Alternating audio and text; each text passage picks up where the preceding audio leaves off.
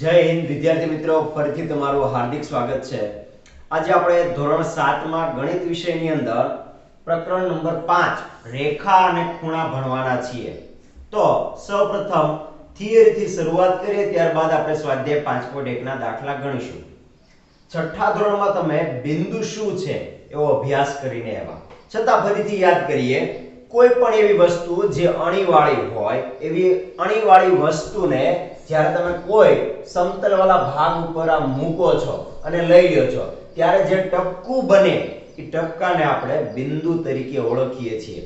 પણ આટલું નાનું ટપકું આપણે ઓળખી નથી શકતા, એટલે પ્રતિકૃતિ અથવા મોડેલ સ્વરૂપે આ ટપકાને આપણે થોડુંક મોટું દર્શાવીએ છીએ, બરાબર।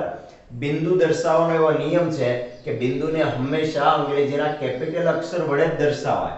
એનો અર્થ એવો થયો કે અહીંયા જે મેં ટપકું કર્યું એને હું ABCD ના 26 મૂળાક્ષરમાંથી કોઈ પણ નામ આપી શકીશ। એટલે અહીંયા હું આ બિંદુને ધારો કે નામ આપી દઉં A। ફરીથી બીજું એકાદું બિંદુ કોઈ પણ જગ્યાએ આપણે કરીએ કે અહીંયા એ બિંદુને આપણે નામ આપી શકીએ X। ABCD નો કોઈ પણ મૂળાક્ષર વાપરી શકાય। રેખાખંડ શું છે? તો કે રેખાખંડ એટલે બે અંત્ય બિંદુઓ, એટલે કોઈ પણ બે બિંદુઓ આપેલા હોય, અથવા આપણે લઈએ ધારો કે એક બિંદુ અહીંયા લીધું, બીજું વોટેવર કોઈ પણ જગ્યાએ લઈએ, તો આ બે બિંદુઓને જોડતી રચના, બરાબર, આ જે મેં રચના દોરી આને આપણે નોર્મલી રેખાખંડ તરીકે ઓળખીએ। હવે આ બિંદુને આપણે નામ ધારો કે આપ્યું હોત A, આ બિંદુનું નામ આપ્યું હોત B, તો આને શું વંચાય? તો કે બે અંત્ય બિંદુને જોડેલા હોય તો આને વંચાય રેખાખંડ। રેખાખંડને દર્શાવવા માટેની આવી નિશાની છે તો કે A અને B, એટલે કે બે અંત્ય બિંદુઓ અહીં લખવાના અને ઉપર આવી નિશાની બને એટલે આને આ નિશાની વડે દર્શાવવામાં આવે છે। બીજું કોઈ ધારો કે આ રીતે છે, અહીંયા કોઈ બિંદુ છે X અને Y, તો આના માટે આપણે લખવું હોય તો આપણે લખી શકીએ કે રેખાખંડ X Y, અને ઉપર રેખાખંડની નિશાની આવી દર્શાવવી જરૂરી છે। યાદ રાખવાનું કે આ ભાગ ખુલ્લા હોય, છેડાવાળા ભાગ ખુલ્લા હોય રેખાખંડમાં, બરાબર। હવે કિરણ શું છે? તમે ટોર્ચ જોયેલી જ હશે। ટોર્ચની અંદર જ્યારે આપણે પ્રકાશ કરીએ, ધારો કે અહીંયા બલ્બનો ભાગ છે, તો એમાંથી જે પ્રકાશ છે એ એક જગ્યાએથી ઉત્પન્ન થાય અને આગળ અનંત સુધી વિસ્તરેલો હોય, બરાબર। એટલે કે કોઈ એક અંત્ય બિંદુ હોય અને બીજી તરફ અનંત સુધી વિસ્તરેલું હોય, આવી સંરચનાને આપણે નોર્મલી કિરણ વડે દર્શાવીએ છીએ। તો અહીં આપણે એક કિરણ લઈએ, ધારો કે કોઈ એક બિંદુ ઉદ્ગમ સ્થાન A છે, ત્યાંથી આવા કિરણો અનંત સુધી ચાલ્યા જાય છે, પણ આપણે નામ દર્શાવવા માટે કોઈ પણ બે કિરણ પરના બિંદુ લેવા પડે, તો આ થઈ ગયું કિરણ AB। દર્શાવાય કેવી રીતે? આ તો મેં દોરેલું છે, દર્શાવાય AB, આવું કિરણ લખીને એક બાજુ એરાની નિશાની વડે દર્શાવવામાં આવે છે। એ જ રીતે ધારો કે આમ લીધું હોત, બરાબર, અહીંયા બિંદુ લખું P અને અહીંયા કોઈ બિંદુ લખું Q, તો આના માટે હું કિરણ લખી શકું કિરણ PQ, આ નિશાની વડે હું દર્શાવી શકું છું, બરાબર। તો કિરણ શું છે ખ્યાલ આવ્યો? હવે જો રેખા શું છે, તો કે રેખાખંડ આપણે જોઈ ગયા। અહીંયા લઈએ કોઈ પણ ફરીથી બિંદુ જે કે આવા બે બિંદુ છે, આને હું જોડી દઉં તો અત્યારે જે આકૃતિ બની આને તમે કહેશો રેખાખંડ। પણ આ રેખાખંડના અંત્ય બિંદુઓ જો અનંત સુધી બંને બાજુ વિસ્તરેલા હોય તો એને આપણે રેખા તરીકે ઓળખીએ છીએ, બરાબર। તો અહીંયા કઈ રેખા આપેલી છે? તો કે રેખા JK। રેખા દર્શાવવા માટે આવી નિશાની વાપરવામાં આવે છે બંને બાજુ એરા વડે, બરાબર। અહીંયા ધારો કે રેખા આડી રહેવું જરૂરી નથી, આ રીતે પણ દર્શાવી શકાય। અહીંયા હું નામ આપી દઉં P, અહીંયા Q, તો આની માટે હું દર્શાવીશ રેખા PQ, બરાબર। બીજું, રેખાખંડના આવા કોઈ બિંદુ ન આપેલા હોય તો આપણે રેખાને સિંગલ ડિજિટ વડે, એટલે આ રેખાને JK ની જગ્યાએ મારે નવું નામ આપવું છે, ધારો કે N, તો આને રેખા N આવી રીતે પણ લખવામાં આવે છે। જ્યારે આ રીતે તમે લખેલું હોય ત્યારે આ શબ્દમાં અને બીજો અક્ષર છે બીજી ABCD માં હોવો જોઈએ। આની માટે આપણે ધારો કે નામ આપવું છે M, તો આની માટે શબ્દ આવશે રેખા M। પણ જો આપણે બિંદુ લીધેલા હોય રેખા પરના, તો એ રેખા પરના બે બિંદુ અને એને આ નિશાની વડે દર્શાવવામાં આવે છે। આ નિશાનીને રેખાની નિશાની કહેવાય। હવે ખૂણા શું છે? તો કે કોઈ પણ બે રેખાઓ અથવા રેખાખંડો, ધારો કે અહીંયા આમ દર્શાવું, બરાબર, બે કિરણો દર્શાવ્યા, રેખાઓ પણ ચાલે, રેખાખંડો પણ ચાલે, બે કિરણો પણ ચાલે, એના દ્વારા રચના બનાવી. અહીંયા P, અહીંયા હું બિંદુ લઉં Q, અહીંયા બિંદુ લઉં R. તો બે રેખાખંડ ભેગા થતા હોય, બે કિરણ ભેગા થતા હોય કે બે રેખા ભેગી થતી હોય, તો ઈ બધાની વચ્ચે જે અહીંયા ખૂણો બને, બરાબર, આવો ભાગ બને, એને સામાન્ય રીતે આપણે ખૂણો કહીએ છીએ. બોર્ડ ઉપર જ જો, બોર્ડ ઉપર પણ તમે આ બોર્ડની આધાર અને આધાર ભેગા થાય એટલે અહીંયા ખૂણો બન્યો. રેખાખંડ તરીકે ગણો તો આ ભાગ અને આ ભાગ ભેગો થાય એટલે અહીંયા પણ ખૂણો બન્યો. એટલે મીન્સ કે રેખા, રેખાખંડ કે કિરણ જ્યાં પણ ભેગા થાય ત્યાં ખૂણો બનાવે છે. ખૂણા માટે હંમેશા આપણે ત્રણ બિંદુનો ઉપયોગ કરશું. આ ખૂણાને વાંચવું હોય તો R P Q અથવા Q P R, બરાબર, દર્શાવાય આ રીતે Q P R. જે આ ખૂણો બનતો એ બિંદુ હંમેશા વચ્ચે જ આવવું જોઈએ. આ બરાબર યાદ રાખજો, બરાબર. પણ આવું લાંબુ પડતું હોવાથી આપણે એને ટૂંકમાં ખૂણો P વડે પણ દર્શાવીએ છીએ. ખરેખર ખૂણાને ત્રણ બિંદુઓથી દર્શાવવામાં આવે છે, પણ ત્રણ બિંદુ લખવા જતા ખૂબ લાંબુ પડતું હોવાને કારણે આપણે હવે લગભગ આ રીતે હાવ ટૂંકમાં દર્શાવતા હોઈએ છીએ. ખૂણાના પ્રકાર કેટલા? તો માપના આધારે ખૂણા કુલ ત્રણ ભાગમાં વિભાજિત કરવામાં આવ્યા છે. જે ખૂણો 90 અંશથી નાનો હોય, બરાબર, અહીંયા એક બધો ખૂણો દોરીએ, ધારો કે આવો એક ખૂણો દોર્યો છે જેનું માપ છે 40 ડિગ્રી, 90 કરતા નાનો થયો, બરાબર, તો એવા ખૂણાને લઘુ કોણ કહેવાય. લઘુ એટલે નાનું, બરાબર, 90 કરતા નાનો છે એટલે એનું નામ પાડીશું લઘુ કોણ. જે ખૂણાનું માપ 90 અંશ હોય, અહીંયા આપણે બે કિરણોથી રચના દોરીએ, બરાબર, આ નિશાની અને તમને ખબર છે કાટકોણ માટેની નિશાની છે. તો 90 અંશનો ખૂણો બનતો હોય તો એવા ખૂણાને આપણે કાટકોણ તરીકે ઓળખશું. ગુરુકોણ એટલે 90 કરતા વધી જતો હોય, અહીંયા જે મેં ખૂણો દર્શાવ્યો હોય 90 કરતા તો ઘણો બધો વધારે છે, ધારો કે 110 ડિગ્રી છે, તો 90 અંશ કરતા મોટો હોય તો આપણે શબ્દ વાપરશું ગુરુકોણ. તો ખૂણાના કેટલા પ્રકાર? માપને આધારે ત્રણ. આની સિવાય પણ ખૂણાના પ્રકાર છે, આપણે આગળ અભ્યાસ કરતા જઈશું ત્યારે આવશે. પણ 90 કરતા નાનો હોય તો લઘુકોણ, 90 અંશનો હોય તો કાટકોણ અને 90 અંશથી મોટો હોય તો આપણે એને ગુરુકોણ તરીકે ઓળખીએ છીએ. હવે ટેક્સ્ટ બુકમાં બે થિયરી આપેલી છે, આપણે એ પણ સાથે જોઈએ. કોટિકોણ એટલે શું? તો કોટિકોણ તો કે જે બે ખૂણાના માપનો સરવાળો 90 થતો હોય. હવે અહીંયા જો નીચે બે અલગ અલગ રકમ આપી છે અથવા અલગ અલગ ખૂણા આપ્યા છે. આ ખૂણાનું માપ છે 30 અને બીજા ખૂણાનું માપ છે 60. હવે એવું કહે છે કે આ બે ખૂણાના માપનો સરવાળો 90 થાય. ગણો, આ 60 + 30 90 થઈ ગયા. તો તે ખૂણાને એકબીજાના કોટિકોણ કહેવાય. 30 નો કોટિકોણ તો કે 30 માં કેટલા ઉમેરવાથી 90 આવે તો કે 60. 60 નો કોટિકોણ તો કે 60 માં કેટલા ઉમેરવાથી 90 આવે તો કે 30. એટલે આ એકબીજાના શું કહેવાય? કોટિકોણ કહેવાય. આપણે એક બીજો દાખલો લઈએ. ધારો કે એક ખૂણાનું માપ આપ્યું છે 40. તો 40 માં કેટલા ઉમેરો તો 90 થાય તો કે 50. તો આપણે 50 નું માપ લઈએ તો 40 અને 50 બંને ભેગા થાય એટલે 90 થાય. તો આ એકબીજાના શું કહેવાય? કોટિકોણ કહેવાય. બરાબર. પૂરક કોણ એટલે શું? તો કે 90 ની જેમ જો બે ખૂણાના માપનો સરવાળો 180 થતો હોય તો તે ખૂણાને એકબીજાના પૂરક કોણ કહેવાય. ઉદાહરણ જો, અહીંયા એક ખૂણો આપ્યો છે 70.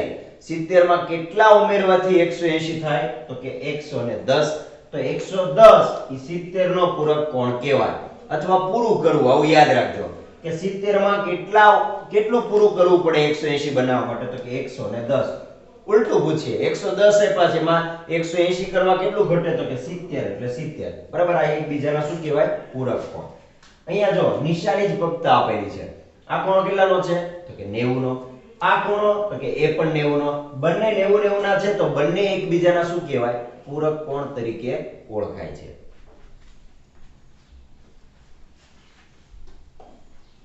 સ્વાધ્યાય 5.1 નો પહેલો દાખલો જો, નીચેના દરેક ખૂણાનો કોટિકોણ શોધો. હવે તમને આવું ખબર છે કે કોટિકોણ એટલે આપેલા બે ખૂણાના માપનો સરવાળો 90 થવો જોઈએ, બરાબર? તો આપણે એક સૂત્ર બનાવીએ કે કોટિકોણ બરાબર 90 માઈનસ આપેલ ખૂણાનું માપ, બરાબર? તો 90 અંશ માઈનસ ખૂણાનું માપ કેટલું આપેલું છે તો કે 20, તો 90 માંથી 20 જાય એટલે જવાબ આવે 70 અંશ. તો 20 નો કોટિકોણ કેટલો થશે? 70 અંશ, બરાબર? એ જ રીતે 63 માટે ગણીએ કોટિકોણ બરાબર 90 અંશ માઈનસ આપેલ ખૂણાનું માપ, 90 માઈનસ 63, 63 માં 7 ઉમેરો એટલે 70 થાય અને 70 માં 20 ઉમેરો એટલે 90 થાય, એટલે કે 20 અને 7 એટલે કે 27 અંશ, બરાબર? તો 63 નો કોટિકોણ થશે 27. એ જ રીતે 57 અંશ માટે આપણે કરવું છે, તો અહીંયા પણ લખીએ કે કોટિકોણ બરાબર 90 અંશ માઈનસ આપેલ ખૂણાનું માપ, તો 90 અંશ માઈનસ 57. હવે 57 માંથી 90 બાજુ જવું છે તો 57 માં 3 ઉમેરો એટલે 60, 60 માં બીજા 30 ઉમેરો એટલે 90, તો 30 અને બીજા 3 એટલે કે 33 અંશ. તો જવાબ આવશે 57 નો કોટિકોણ થશે 33 અંશ, બરાબર? તો આ થઈ ગયા કોટિકોણ. હવે આ જ રીતે આપણે પૂરક કોણ માટે એક સૂત્ર બનાવી દઈએ જે બધામાં કામ આવે. પૂરક કોણ, ચાલો પૂરક કોણમાં બધા ખૂણાનો સરવાળો 180 અંશ થતો હોય એટલે આપણે 180 અંશ માઈનસ આપેલ ખૂણાનું માપ, તો 180 અંશ માંથી અહીંયા ખૂણો આપેલો છે 105 અંશ, તો 180 માંથી 105 જાય. અઘરું પડતું હોય તો શેનું કરી દઉં? 100 માંથી 100 જાય પૂરું. આપણી પાસે 80 રૂપિયા પડ્યા છે એમાંથી 5 રૂપિયા જાય એટલે કે 75, બરાબર? 0 - 5 એવું તમને ન ફાવે તો બહુ આસાનીથી કરી શકાય. 180 અને 105 બેમાં 100 તો છે તે 100 માંથી 100 બાદ કરી દીધા. હવે વધ્યા 80 રૂપિયા અને આ બાજુ વધ્યા 5, તો 80 માંથી 5 જાય એટલે 75. તો 105 નો પૂરક કોણ થશે 75 અંશ. એ જ રીતે 87 અંશ માટે દાખલો ગણો, તો પૂરક કોણ બરાબર 180 માઈનસ આપેલ ખૂણાનું માપ. 180 અંશમાંથી આપણે 87 બાદ કરીએ, બરાબર? હવે બરાબર જો 180 માંથી 87, ખાલી 80 હોત તો તમે કહી દેત કે 80 માંથી 80 વિયા ગયા, પણ બીજા 7 બાદ કરવાના. તો એવી જ રીતે કરો ને કે 80, 100 રૂપિયા થોડીક વાર સાઈડમાં મૂકી દો, તો 80 માંથી 80 વિયા ગયા. હવે આપણી પાસે 100 રૂપિયા વધ્યા એમાંથી 7 રૂપિયા કાઢવાના છે, તો 100 માંથી 7 જાય તો 93, બરાબર? એટલે આપણો જવાબ થશે 93 અંશ. અથવા આ બેનો સરવાળો 180 થવો જોઈએ. 180 માંથી 87 બાદ કર્યા, જવાબ આવ્યો 93 અંશ. તો 87 નો પૂરક કોણ થશે 93 અંશ. એ જ રીતે 154 માટે આપણે ગણીએ પૂરક કોણ બરાબર 180 અંશ માઈનસ આપેલ ખૂણાનું માપ, 180 અંશ માઈનસ કેટલો ખૂણો આપેલો છે 154. ફરીથી અહીંયા જો 180 માંથી 154 કાઢવા છે, 100 માંથી 100 કાઢી નાખો એટલે કાઈ નહીં. હવે 80 માંથી 54 કાઢવા છે અથવા 54 થી 80 સુધી જવું હોય તો 54 માં 6 ઉમેરો એટલે કે 60 થાય અને 60 માં બીજા 20 ઉમેરો એટલે કે 80 થાય, બરાબર? તો 20 અને બીજા 6 26. તો 154 નો પૂરક કોણ થશે 26 અંશ. ત્રીજો દાખલો, નીચેનામાંથી કઈ જોડ કોટિકોણની છે અને કઈ જોડ પૂરક કોણની છે એ નક્કી કરો. તો આનો અર્થ એવો થયો કે આપણને રકમમાં જે બે ખૂણાના માપ આપ્યા છે એનો આપણે સરવાળો કરશું. જો જવાબ 90 આવે તો આપણે એમ કહીશું કે તે કોટિકોણ છે. જો જવાબ આપણો 180 અંશ આવે તો આપણે એવું કહીશું કે તે પૂરક કોણ છે. પહેલા દાખલા માટે કરીએ કે 65 વત્તા 115.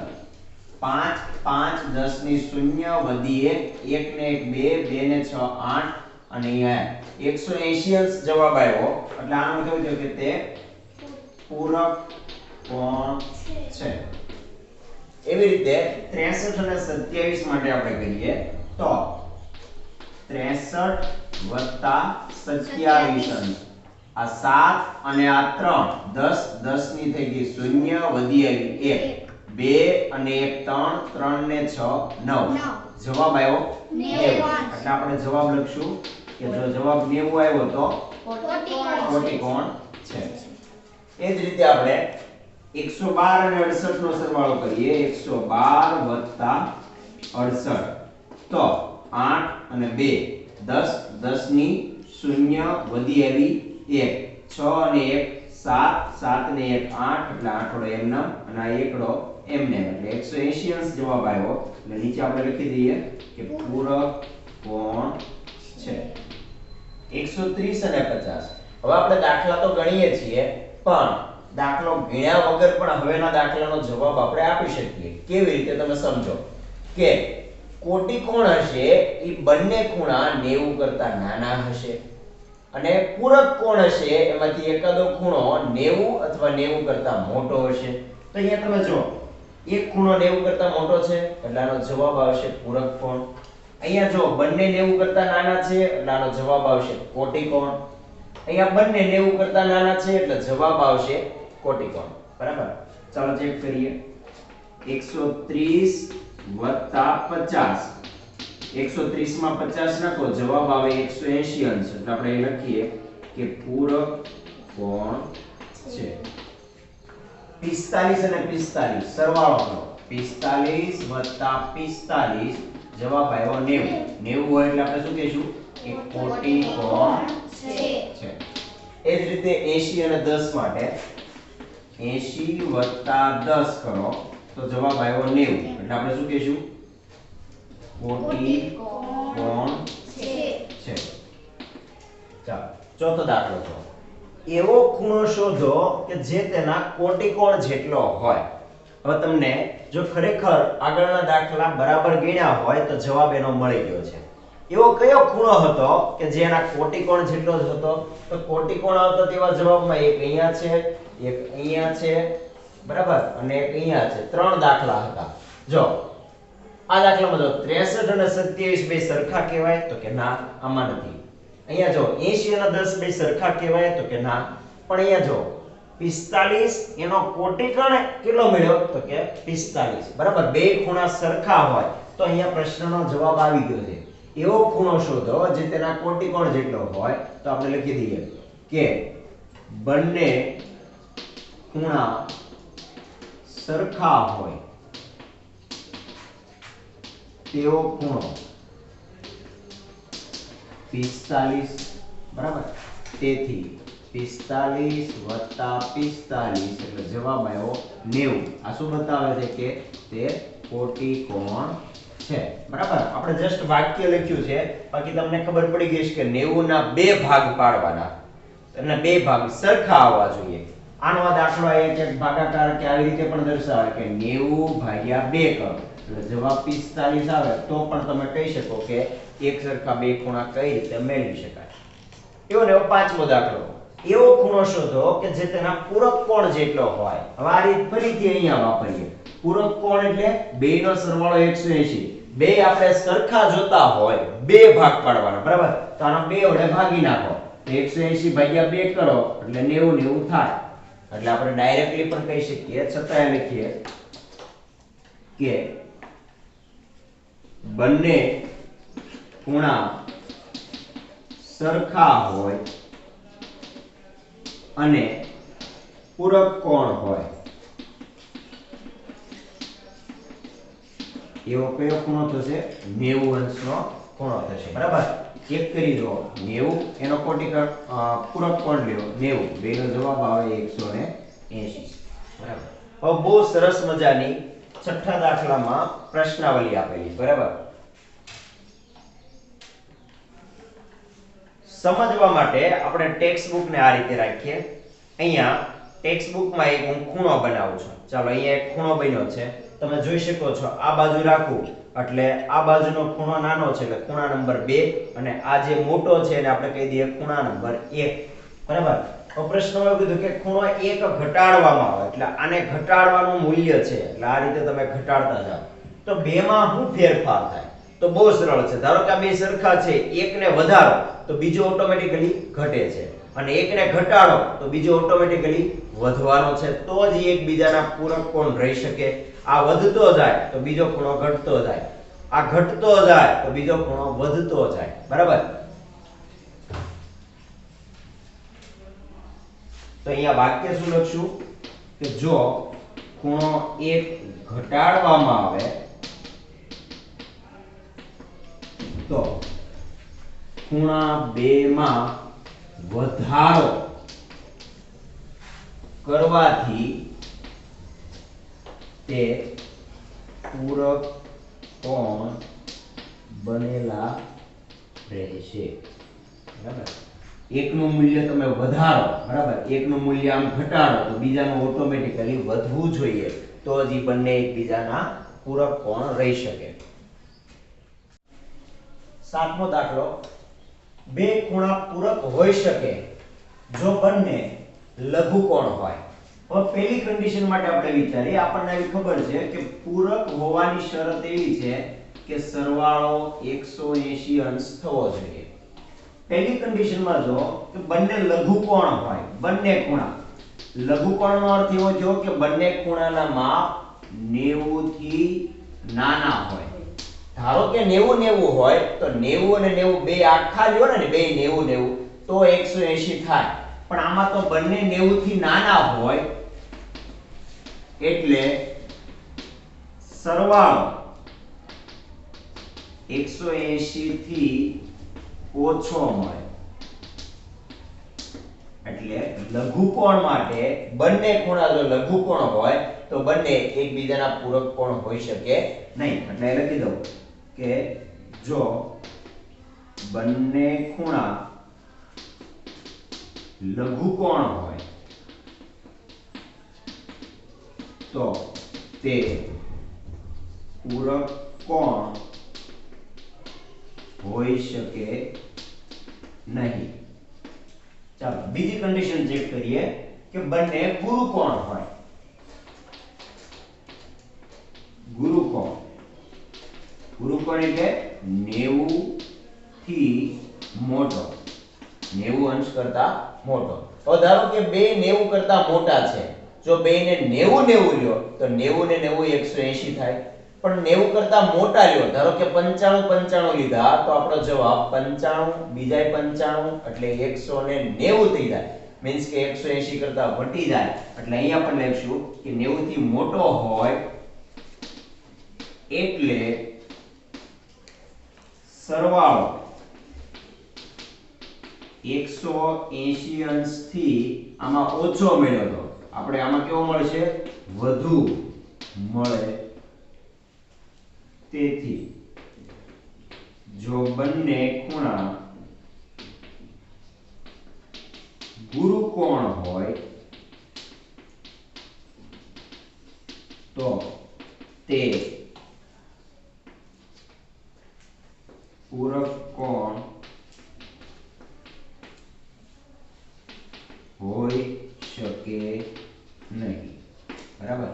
બંનેનું માપ 180 કરતા વધવું જોઈએ નહીં, 180 કરતા ઓછું આવે તો પણ ન ચાલે. એટલે થર્ડ કન્ડિશન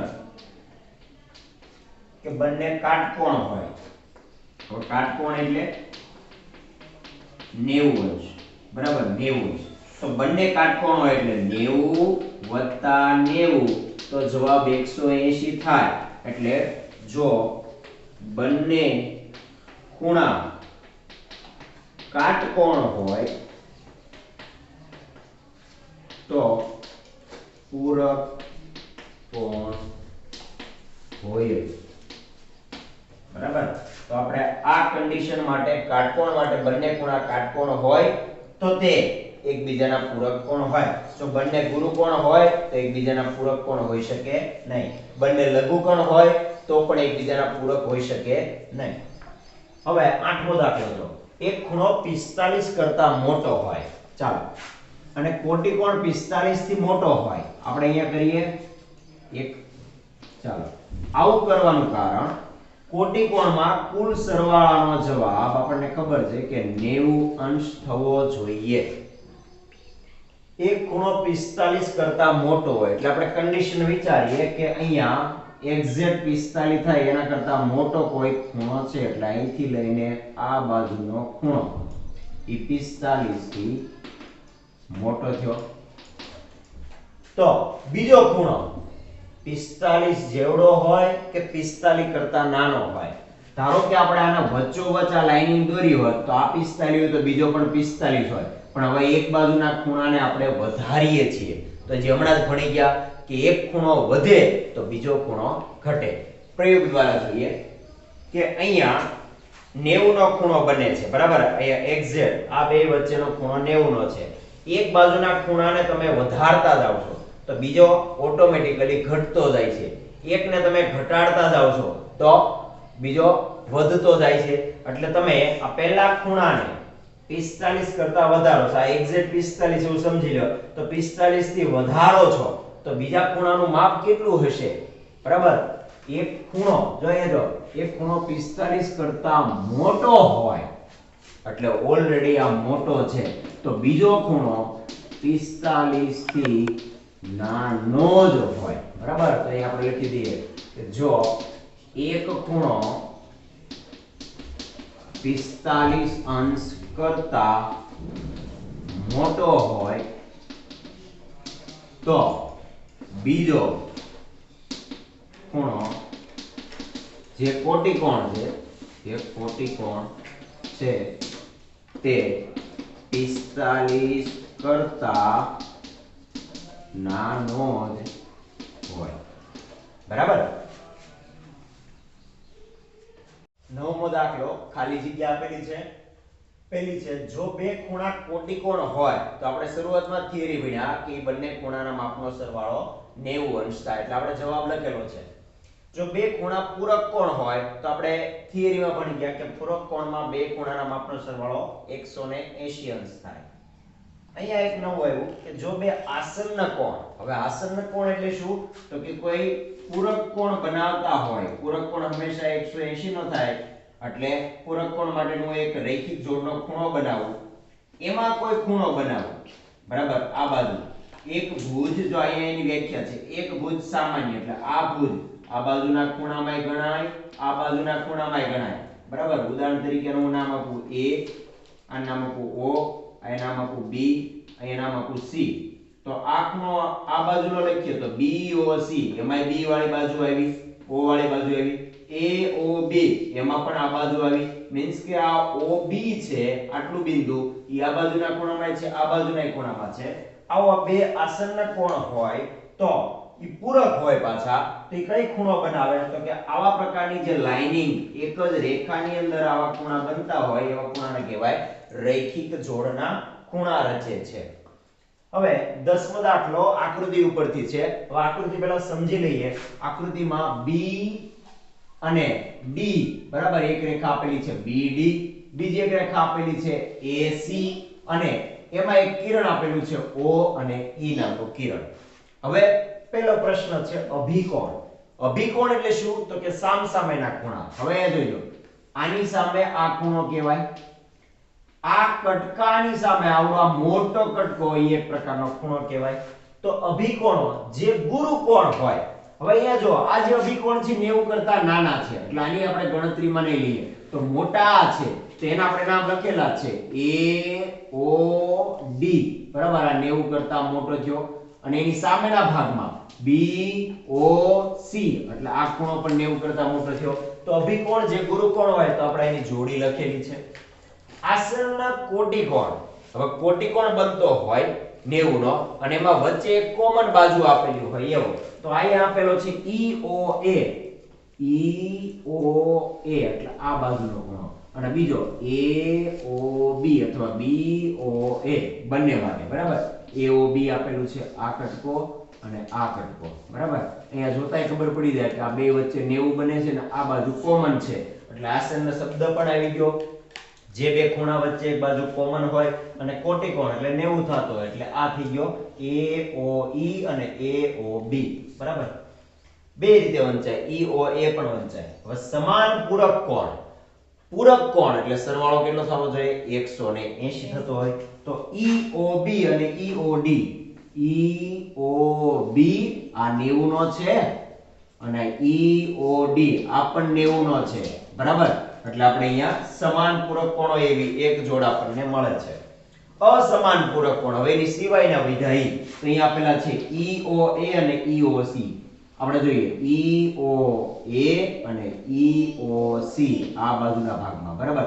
એટલે આ રેખા માટેની વાત થઈ. AC રેખામાં આ ખૂણો છે બરાબર. ઈ ખૂણો અને આ ખૂણો નાના મોટા છે એટલે EOB અને EOD EOA અને EOC. અને છેલ્લું આસન કોણ જે રૈખિક જોડ રચતા નથી. તો આવી કુલ 3 જોડી બને છે AOB અને AOE. જો AOB એટલે આ ખૂણો અને AOE. અહીંયા જો આપણને કીધું રૈખિક જોડ ન બનવું જોઈએ. આ ખૂણામાં સરવાળો તો 90 જ થાય છે એટલે રૈખિક જોડ કહેવાય નહીં. આપણે અહીંયા જોઈ શકીએ આ કટકો અને આ કટકો એમાં સરવાળો 90 જ થાય. AOE અને EOD. AOE અને EOD આની અંદર પણ તમે જોઈ શકો છો આમાં ક્યારેય આખો ભાગ નથી બનતો, રેખા નથી બનતી એટલે આનો સરવાળો પણ 180 કરતા નાનો જ મળશે. અને ત્રીજું છે EOD અને COD. EOD અને COD આ ખૂણો બરાબર અહીંથી લઈને આ બાજુના આટલો કટકો પણ 180 કરતા નાનો મળે છે. એટલે આસન કોણ જે રૈખિક જોડ રચતા નથી એ ખૂણા અહીંયા દર્શાવેલા છે. તો વિદ્યાર્થી મિત્રો ખૂબ સહેલો સ્વાધ્યાય છે. આશા રાખીએ કે નેક્સ્ટ ટાઈમ મળશું ત્યારે તમે આવા દાખલાની થોડીક પ્રેક્ટિસ કરીને આવતા હશો. Thank you. જય હિન્દ.